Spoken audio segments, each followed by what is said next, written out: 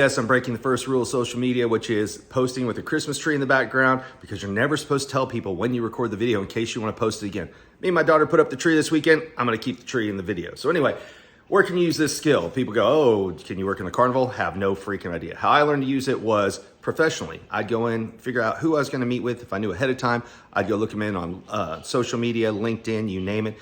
And then I had a few facial features memorized. I knew what they meant. So the minute I walked into even a networking event or cold event, I would just look at those features and figure out, how do I speak that person's language? Now, this can also be used with team building, team bonding, because you start to look at your coworkers differently and appreciate little things about them. So like we talked about in the last video, here you can see angled eyebrows. What do angled eyebrows mean? You can even use this on dating apps. Yes, Looking for Love and AllTheWrongFaces.com was a course I created because all my friends kept showing me pictures of people during the pandemic that they wanted to go on dates with, and we point out, what do you have in common? What do you have different? So those are the uses of it. Have a great day.